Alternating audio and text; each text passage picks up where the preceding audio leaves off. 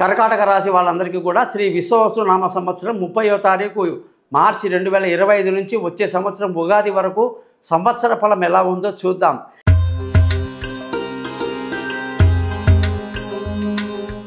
కర్కాటక రాశి వాళ్ళకి అసలు ఎంత గొప్ప విషయం అంటే, పండగ రోజే మీకు భగవంతుడు శని అత్యంత పెద్ద గ్రహము, ఒక్కొక్క రాశిలో 2.5 సంవత్సరాలు ఉండే గ్రహం మీకు గొప్ప శుభాకాంక్షలు తెలియజేస్తూ అష్టమ శని కాస్త 9వ ఇంటికి వెళ్ళిపోయాడు. 9వ ఇంటికి రావటం అనేది కర్కాటక రాశి వాళ్ళకి మాటల్లో చెప్పలేనంత ఆనందాన్ని కలిగిస్తుంది. 2.5 సంవత్సరాలుగా పడ్డ కష్టాలు, బాధలు అన్నీ కూడా తొలగిపోతాయి. భార్యాభర్తల మధ్య విభేదాలు, పెళ్ళి కాని వాళ్ళు, ప్రేమలో విఫలం చేసిన వాళ్ళు, అనేక రకాల వ్యాపారంలో భాగస్వామ్యంలో నష్టపోయిన వాళ్ళు అందరూ కూడా ఇప్పుడు వెంటనే తిరిగి మీ యొక్క శక్తిని పుంజుకుంటారు. అనేక శుభాలు జరుగుతాయి మీకు. అలాగే శని మీకు చక్కటి వివాహాన్ని కలిగించడమే కాదు, ప్రేమికులకు మంచి వాళ్ళ అనుకున్న పెళ్ళి జరగడం కానీ, బిజినెస్లో పార్ట్నర్షిప్ కానీ, దూరంగా ఉన్న భార్యాభర్తలు కలవడం కానీ అనేక రకాలుగా మేలు చేస్తున్నాడు అని తెలుసుకోవాలి. అలాగే అష్టమ శని ప్రభావం పోవడం వల్ల అనారోగ్యం ఉన్నవాళ్ళు, వ్యాపారంలో నష్టపోయిన వాళ్ళు, ఇబ్బంది పడ్డ వాళ్ళందరూ వెంటనే రికవర్ అయిపోతారని కూడా శని మీకు ఖచ్చితంగా మేలు చేస్తాడు. అలాగే ఈ సంవత్సరం కర్కాటక రాశి వాళ్ళకి గురువు 6వ ఇంటి అధిపతి, 9వ ఇంటి అధిపతి. మరి కర్కాటక రాశి వాళ్ళకి అదృష్టం ఎన్ని రోజులుగా తండ్రితో కానీ పెద్దలతో కానీ రావాల్సిన ఆస్తులు అన్ని రకాలు కూడా అన్నీ బాగానే గడిచిందట. ఇప్పుడు 15వ తారీఖు మే గురువు మార్పు వల్ల, వ్యయంలో గురువు రావటం వల్ల అదృష్టం బాగా తగ్గుతుంది. పెద్దలతో వివాదాలు రాకుండా చూసుకోవాలి. అత్తామామలతో, తల్లిదండ్రులతో లేనిపోని గొడవలకు దిగొద్దు. అదృష్టం చాలా తక్కువగా ఉంది. బుద్ధి అధర్మ మార్గంలోకి వెళ్తుందట. మరి ఇవన్నీ ఆలోచిస్తూ ఆరోగ్యం సూపర్గా ఉంటుంది. బ్రహ్మాండమైన ఆరోగ్యం, శత్రువులు మిత్రులు అవ్వడం, అప్పులు తీరిపోవటం అనేది కర్కాటక రాశి వాళ్ళకి ఈ సంవత్సరం గొప్ప మార్పు అన్నమాట. ఇకపోతే రాహు అష్టమంలోకి వస్తున్నాడు 18వ తారీఖు మే నాడు. ఇలా రాహు 18వ తారీఖు మనకు మే మంత్ అష్టమంలోకి రావటం వల్ల అష్టమ రాహు ఆరోగ్యంపై తీవ్రమైన ప్రభావం చూపిస్తాడు. కాబట్టి ఆరోగ్య విషయాల్లో జాగ్రత్తగా ఉండాలి. యాత్రలు, తీర్థయాత్రలు, విదేశీ యానాలు అన్నీ బ్రహ్మాండంగా ఉంటాయి. కేతువు 2వ ఇంట్లోకి అంటే సింహరాశిలోకి రావటం వల్ల 18వ తారీఖు మే నాడు ధన నష్టము, కుటుంబంలో కలహాలు, పిల్లల చదువులో కాస్త నిర్లక్ష్యము జరిగే అవకాశాలు ఉంటాయి. కాబట్టి రాహుకేతువులు 18 నెలలు ఈ స్థానంలో ఉంటారు కాబట్టి జాగ్రత్త వహించడం మంచిది. కర్కాటక రాశి వాళ్ళందరికీ కూడా ఆదాయం 8, వ్యయం 2, రాజ్యపూజ్యం 7, అవమానాలు 3గా చెప్పడం జరిగింది. ఈ జాతకం మొత్తం కూడా మీది ఎలా ఉంది, ఏ దశ జరుగుతుంది, ఎలా ఉందో తెలుసుకోవడానికి ఖచ్చితంగా నన్ను కాంటాక్ట్ చేయండి. మీ జాతకాలని రెడీ చేసి నేను మీతో 15 నిమిషాలు మాట్లాడి పరిహారాలని చెప్తాను. నమస్కారం. ఈ ఛానల్ని సబ్స్క్రైబ్ చేయడం మర్చిపోకండి. గోపాల్ అయ్యంగార్.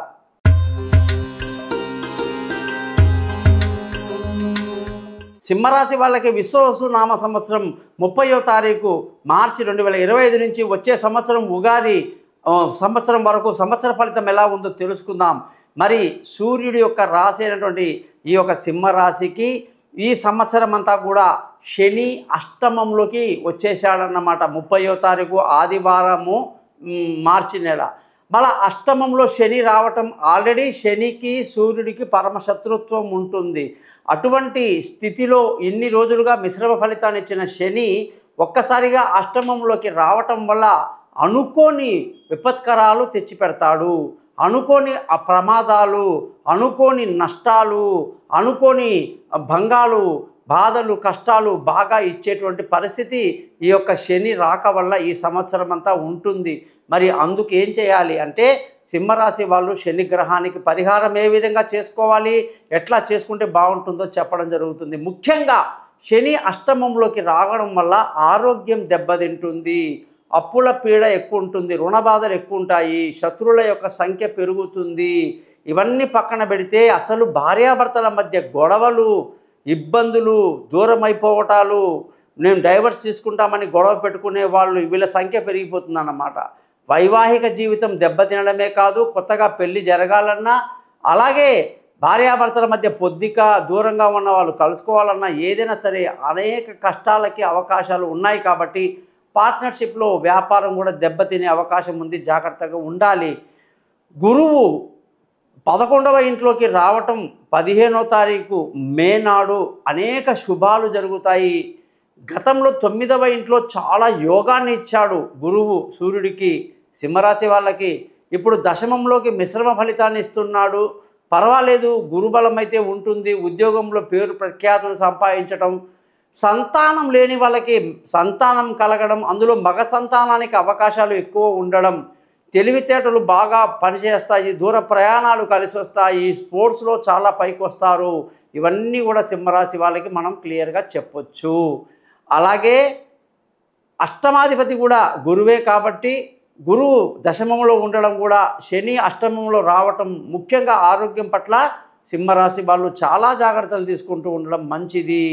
రాహు సప్తమంలోకి వస్తున్నాడు 18వ తారీఖు మే నాడు.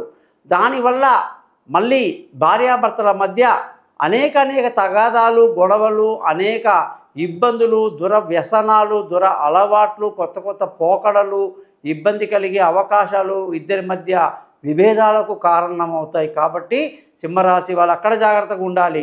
లగ్నంలోకి అంటే సింహరాశిలోకి కేతు రావడం వల్ల అత్యంత గొప్ప ఆధ్యాత్మిక చింతన, అలాగే తీర్థయాత్రలు, ఆధ్యాత్మికంగా గురువులను కలుసుకోవటాలు, ఇవన్నీ కూడా జరుగుతాయి అని చెప్పేసి ఇక్కడ చెప్పడం జరిగింది.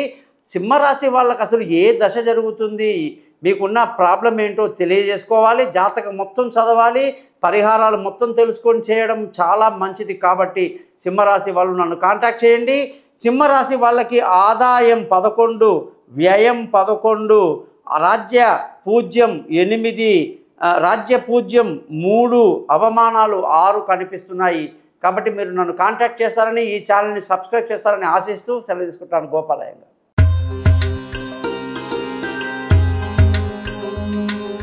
కన్యారాశి వాళ్ళందరికీ శ్రీ విశ్వవసు నామ సంవత్సరం 30వ తారీఖు మార్చి 2025 నుంచి వచ్చే ఉగాది వరకు సంవత్సర ఫలం ఎలా ఉందో తెలుసుకుందాం. కన్యారాశి వాళ్ళకి శని 6వ ఇంట్లో నుంచి 7వ ఇంట్లోకి వెళ్ళిపోతున్నాడు. 6వ ఇల్లు సంపూర్ణ ఆరోగ్యాన్ని, మంచి రక్షణని, ఆ రుణ ఒత్తిడి తగ్గించాడు, శత్రువులు మిత్రుల్ని చేశాడు, అలాంటి కొన్ని చేశాడు. కాకపోతే సంతానపరంగా కొన్ని ఇబ్బందులు కూడా కలిగించాడు. అటువంటి శని ఇప్పుడు సప్తమంలోకి వెళ్తున్నాడు, మీనరాశిలోకి వెళ్ళి అక్కడ మనకి సప్తమ స్థానంలో శని ఉండడం వల్ల తెలివితేటలు బాగా పనిచేస్తాయి, ప్రయాణాల్లో మంచి సుఖవంతంగా ఉంటుంది. అలాగే సంతానం లేని వాళ్ళకి సంతానం కలిగి శుభకార్యాలు చాలా బాగున్నాయి. కానీ ఆరోగ్యం పట్ల శ్రద్ధ వహించాలి, శత్రువుల మీద కన్నేసి ఉంచాలి, రుణ ఒత్తిడి ఉండే అవకాశాలు ఉంటాయి. ఈ రాశి వాళ్ళందరికీ కూడా గురువు 9వ స్థానం నుంచి దశమ స్థానంలోకి రావటం అనేది జరిగింది. మరి దశమ స్థానంలోకి రావటం వల్ల ఈ రాశి వాళ్ళందరికీ కూడా సొంత ఇల్లు, వాహనాలు, విలువైన వస్తువులు, ఆస్తులు అన్నీ బ్రహ్మాండంగా కొనడానికి అవకాశం ఉంటుంది. అలాగే తల్లి ఆరోగ్యం బాగుంటుంది. భార్యాభర్తల మధ్య చక్కటి సయోధ్య కలిగి బ్రహ్మాండంగా ఉంటారు. పెళ్ళి కాని వాళ్లకు పెళ్లి కుదురుతుంది, దూరంగా ఉన్నవాళ్ళు కలుసుకుంటారు, పార్ట్నర్షిప్లో వ్యాపారాలు కలిసి వస్తాయి, ప్రేమికులకు చాలా అనుకూలంగా ఉంది. కన్యారాశి వాళ్ళకి రాహు 6వ ఇంట్లో వచ్చి శనిని రీప్లేస్ చేస్తున్నాడు. మీకు అనారోగ్యాన్ని తగ్గిస్తాడు, శత్రు పీడ తగ్గిస్తాడు. రాహు 6వ ఇంట్లో ఉండి మీకు యోగాన్ని ఇస్తాడు, ఎటువంటి ఇబ్బంది లేదు. రుణ ఒత్తిడి కూడా తగ్గుతుంది, ఆరోగ్యం బాగుంటుంది, శత్రువులు మిత్రులు అవుతారు. కేతు సింహరాశిలోకి రావటం వల్ల 12వ ఇంట్లో కేతు మీకు మేలు చేస్తాడు. తీర్థయాత్రలు, దైవ దర్శనాలు, ఆధ్యాత్మిక చింతన, అనేక రకాలుగా మేలు చేస్తాడని కూడా ఈ కేతుతో చెప్పొచ్చు. మరి కన్యారాశి వాళ్ళందరికీ కూడా నేను చెప్పొచ్చేది ఏంటంటే, మీ దశ ఏం జరుగుతుంది, ఆ దశని బట్టి మీకు ఎటువంటి పరిష్కారాలు చేస్తే మంచిది, అదంతా కూడా మనం చాలా క్లియర్గా డెప్త్గా జాతకం చూసి చెప్పడం జరుగుతుంది. కాబట్టి మీ డీటెయిల్స్ అన్ని నాకు పంపించండి. Date of birth, time of birth, place of birth, మీతో 15 నిమిషాలు జాతకం మొత్తం చదివి మీకు డౌట్స్ అని క్లియర్ చేసి 50 పేజీల జాతకాన్ని మీకు మెయిల్ చేయడం జరుగుతుంది. కన్యా రాశి వాళ్ళకి ఈ సంవత్సరం కానీ చూసుకుంటే ఆదాయం 14, వ్యయం 2, రాజ్యపూజ్యం 6, అలాగే అవమానాలు కూడా 6 కనిపిస్తున్నాయి.